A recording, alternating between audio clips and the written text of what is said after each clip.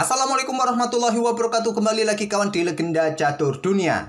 Tadi dini hari jeda dari Singfield Cup, tidak ada partai yang digelar, jadi saya isi permainan antar engine dari Stockfish versus Lila J0 dari Computer Chess Championship seri Classical Cup 1 kawan, match 15, di mana Stockfish ini unggul 1 game saja atas Lila J0 setelah bermain 10 game kawan. Dan game yang saya pilih ini adalah pada game kedua. Seperti yang kalian lihat, diagram terakhirnya seperti ini, di mana Raja Hitam ini terpojok kena skakmat dari menterinya Stockfish. Langsung ke papan analisisnya, dan tak seperti biasa kawan, nanti saya akan tunjukkan klasifikasi semua langkah, mulai tahap teori, langkah yang bagus, langkah biasa, langkah the best, great move, ataupun langkah brilian. Nanti saya tunjukkan. Bahkan langkah-langkah kesalahan ataupun kurang akurat, nanti saya tunjukkan. Tidak seperti biasa kawan.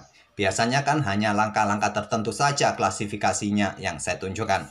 Oke, langsung saja. Pion E4. Langkah teori. Ada tanda buku, textbook kawan di situ. Dibalas dengan permainan Sicilian Defense oleh Lila J0 kawan. Kuda F3, pion D6, ada pion D4 seperti biasa, baku hantam kuda F6, kuda C3, dan Sicilian Najdov. Sekarang temanya di sini, pion A6. Stockfish melanjutkan dengan gajah E3, variasi English attack di sini kawan. Tentu banyak variasi, tapi tak perlu saya tunjukkan lagi, kita fokus saja satu variasi ini. Nanti saya tunjukkan cabang-cabang variasi dari langkah-langkah yang mulai menyamping dari teori pembukaan manusia. Jadi ada perbedaan nanti langkah engine atau langkah manusia kawan. Setelah gajah E3, pion E6 kawan. Ini juga masih teori pembukaan. Ini pilihan nomor 2, pion E6 ini. Pilihan utama manusia, pion E5 langsung kawan. Untuk usir kuda mundur ke petak B3. Biasa dicap dengan langkah pengembangan gajah terang ke petak E6. Nah di sini putih memainkan pion F3. Persolid rantai pion. Ataupun juga ini untuk antisipasi gangguan kuda yang coba ancam gajah gelap sebelum menteri naik atau mempercepat serangan badai pion sisi kanan kawan. Setelah gajah E7, menteri D2, rokade pendek, rokade panjang, pengembang kuda B ke D7, putih meluncurkan serangan langsung di lajur G pion G4. Itulah dengan jalur pion E5 ini kawan. Tapi Lila J0 hanya memilih dengan pion E6 saja. Menteri keluar ke petak F3, pilihan dari Stockfish kawan. Ini pilihan terkuat menurut Stockfish 16, tapi pilihan manusia pion F3 kawan di sini. Idenya hampir sama seperti tadi. Dan biasanya akan dibalas dengan serangan sisi kiri dengan pion B5. Kalau putih persiapan dengan serangan badai pion sisi kanan. Nah, di sini hitam tadi mempercepat serangannya di sisi kiri, sisi menteri. Oke, kembali lagi ke langkah aslinya. Jadi memilih hanya menteri keluar ke petak F3. Ini untuk antisipasi hitam memainkan pion B5-nya kawan. Jadi menteri ini akan siap discover menyerang benteng dengan double attack pada kuda. Kalaupun kuda nanti lompat ke sini ya baku hantam dan memenangkan satu pion pusat. Lila melanjutkan pengembangan gajah E7. Ini langkah manusia kawan untuk mempercepat rokade. Tapi kalau Stockfish 16 tadi menyukai kuda berkembang ke petak D7, menteri ke C7 merupakan dua pilihan terkuat menurut Stockfish, atau kuda ke C6 bisa jadi pilihan kawan. Memilih dengan gajah E7, kemudian di sini pion G4 langsung menyerang kawan, dorong pion sekali lagi ganggu kuda, tapi Stockfish tadi lebih menyukai rokade panjang langsung saja. Stockfish 16 maksud saya, versi terbaru. Pion G4 dibalas dengan langkah pengembangan kuda C6. Pertukaran kuda pukul kuda C6, ambil balik oleh pion B. Nah, dorong pion G5, kuda mundur ke D7, baru rokade panjang, menawarkan pion yang di sini, nanti gantinya pion yang di sini jatuh kawan. Lila J0 melangkah menterinya ke A5. Di sini menteri G3 lanjut Stockfish. Apakah perlu pengorbanan nanti dukungan dari menteri kawan, dan tetap menjaga pionnya di sini dari ancaman gajah bersama menteri. Kemudian pion D5 tantang Lila J0. Ditolak dengan raja bergeser ke B1. Pilihan terkuat kawan. Apa maksud tantangan ini kawan jika diterima? Dengan pion E pukul pion D5. Kalau Stockfish menyarankan ambil menggunakan pion C kawan. Agar struktur ini kembali pulih, solid, dan banyak lajur-lajur terbuka di sini. setelah rokade pendek mungkin nanti dua benteng bisa mendapatkan lajur-lajur yang semi terbuka dari sisi hitam. Jadi ditolak tadi kawan, memilih dengan langkah raja bergeser ke petak B1 saja. Benteng B8, awas kawan di sini diikuti menteri ataupun gajah meluncur nanti ke depan. Di sini gajah tarik mundur, perkuat petak B2-nya. Nah, menteri bergerak ke B4 untuk pressure pion di sini, pressure kuda di sini. Apakah gajah nanti ambil pion di sini diambil oleh gajah dan skak emat kawan, atau jika gajah ambil pion diambil oleh menteri, bisa jadi menteri mendapatkan kuda sebagai gantinya. Raja langsung menghindari pin ke peta A1, tapi Stockfish 16 lebih menyukai dengan pion A3 kawan. Ancam menteri. Menteri tidak akan berani ambil pion A3 karena bentengnya bisa jatuh. Mungkin gajah bergerak terlebih dahulu, blokade di sini kawan. Ya simple, pion ambil menteri. Menteri disikat oleh gajah, tapi gantinya hitam kehilangan satu perwira. Oke, kembali lagi ke langkah aslinya kawan. Di sini tadi lebih memilih dengan raja bergeser ke A1.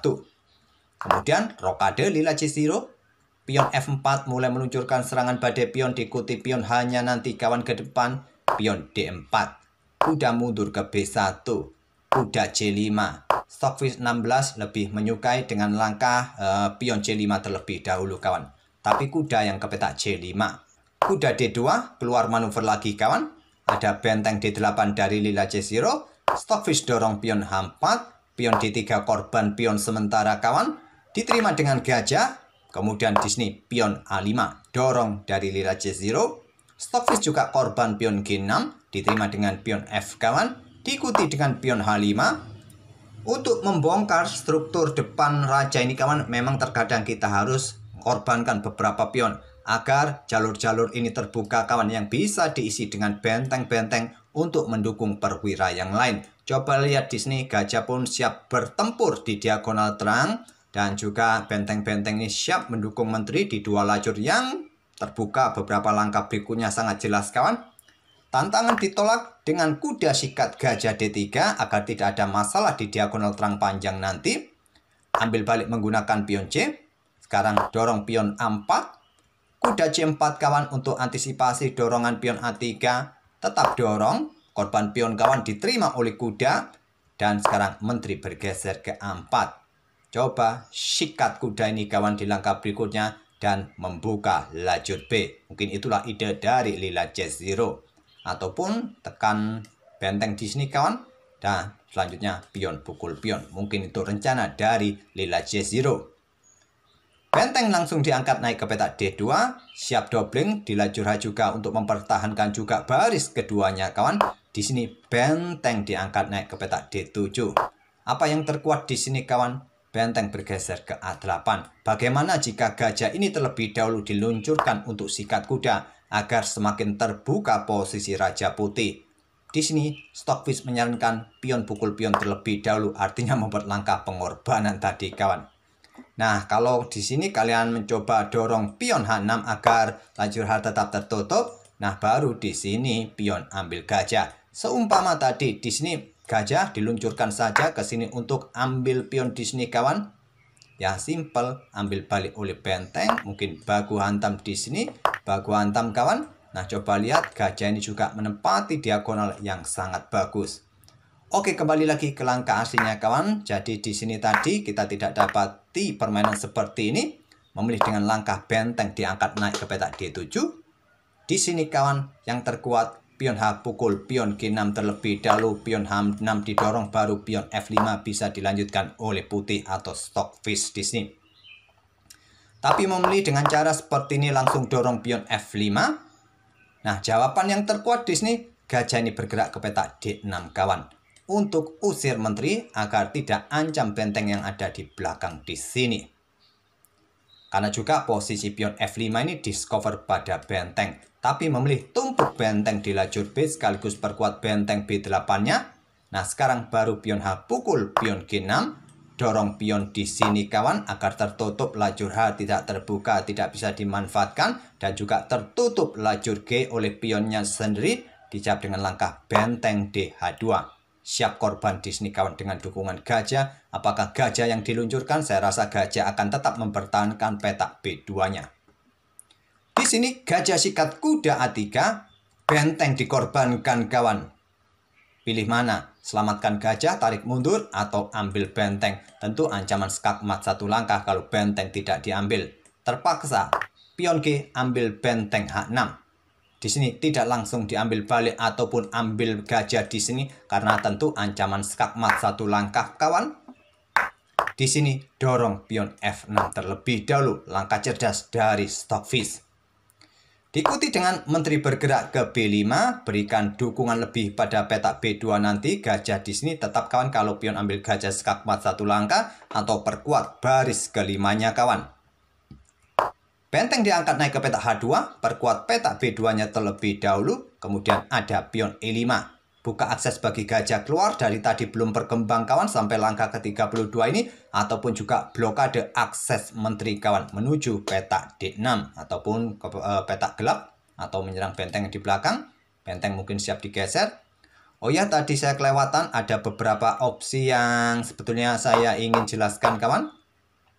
Pada posisi seperti ini ada benteng ambil pion H6, kalaupun di sini tadi gajah pukul gajah skak.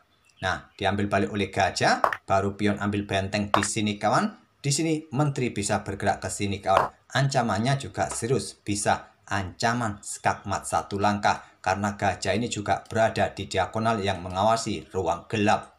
Seumpama benteng ini kawan, ambil gajah terlebih dahulu. Ya, simple, menteri akan ke petak D8, 3-4 langkah berikutnya bisa skakmat. Hanya ada 1 petak di sini, diikuti menteri ke sini dan seterusnya bisa skakmat.